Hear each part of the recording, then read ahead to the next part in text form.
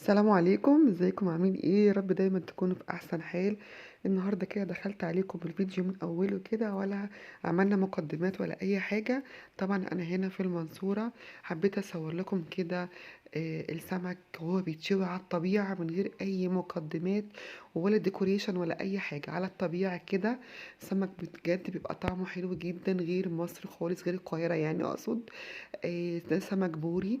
بيجيبوا يغسلوه كده في حاجة واسعة، وبتحطوا كده على القفص كده لغاية ما ينزل المية بتاعته كده. وطبعا مسخنة بقى الفرن ومشغلة الفرن، وقاعدين كده تحت في شقة كده في البدروم دوت عند خالي في البلد، في المنصورة.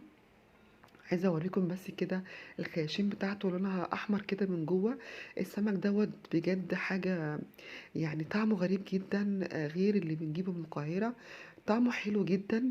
مش عارفة، الأكل هناك عموما كله بيبقى ليه طعم مميز، وبيبقى الواحد نفسه مفتوحة كده على الأكل عموما، يعني بشكل عام يعني. بس السمك ليه مذاق كده مختلف خالص غير اللي بنجيبه من القاهرة. هنا بقى بتحط هنا السمك، بتاخد شوية كده في طبق قدامها، وبتحط ردة، وبتدي بقى ان هي تقلب السمك كده كله مع بعضه كده شوية بشوية يعني. وطبعا بقى بتاخد قدامها على الفرن، وتحط السمك ده بترصه بطريقة هنشوف دلوقتي بتعمله ازاي. طبعا احنا لما بنشتريه من القاهرة بنوديه عند واحد يشويه، او لو حد عنده بقى شواية كده بيحطها على البوتاجاز ويشويه. لكن هو طعمه غريب جدا، وبيبقى طعمه حلو جدا، وحاجة كده يعني مش قادر اقول لكم على الطعم بتاعه بيبقى عامل ازاي. هي بتبتدي هنا ان هي ترص كده السمك، تدخله كده جوه معاها طبعا حديدة ديت بتقلب بيها السمك على الجوانب. وطبعا الفرن زي ما انتم شايفين كده شغال من الناحيتين.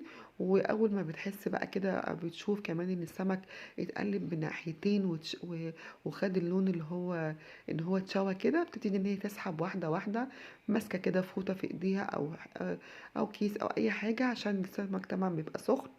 فبتطلعه قدامها كده، حتى قفص واي كرتونه كده قدامها، وبتطلع السمك قدامها. كل لما تقلب كده السمك بالحديده ديت اللي انتوا شايفينها، بتبتدي بقى ان هي تجيبه على الحرف كده، لغايه كده ايه ما ياخد اللون النهائي بقى، وتحس ان هو خلاص استوى. آه، بتروح سحباه كده بايديها، بقطعه قماشه او باي حاجه في ايديها، وتحطه على القفص على الكرتونه اللي هي قدامها. وابتدي بقى ان هي برضو تحدف كده بقية السمك.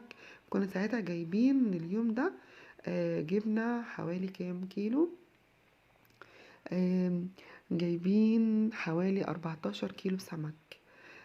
طبعا اكلنا ال14 دول، منهم 10 كيلو كنا هناخدهم واحنا نازلين القاهرة، والباقي ال4 كيلو ده كنا هنتغدى بيهم.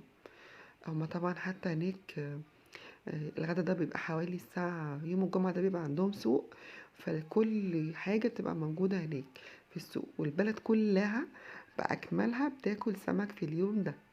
مش مثلا في بيت بياكل، كل بيت بياكل اللي هو عاوزه، لا، كل البلد بتاكل سمك.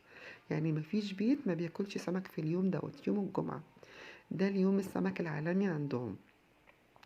فطبعا البوري، وعايزه اقول لكم كمان البولتي اللي هو الصغير شويه، بيبقى طعمه تحفه جدا، احسن كمان من البوري.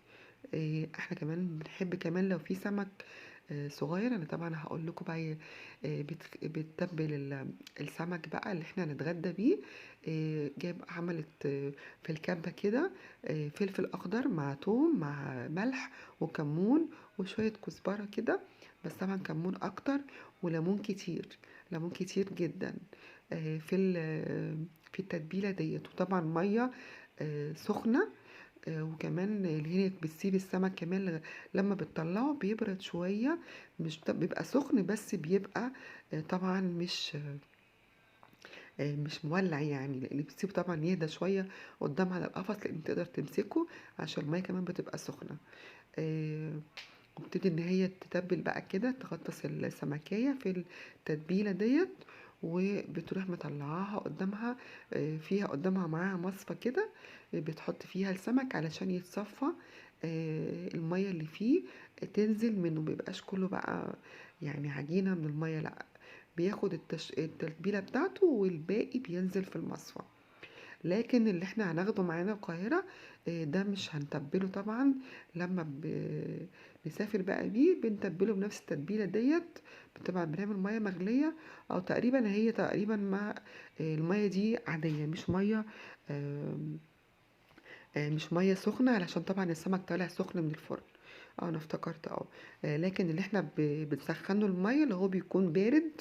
طبعا بنحطه في التلاجة، لما بيبرد خالص بنحطه في التلاجة عشان ناخده تاني يوم واحنا ماشيين، او في الفريزر.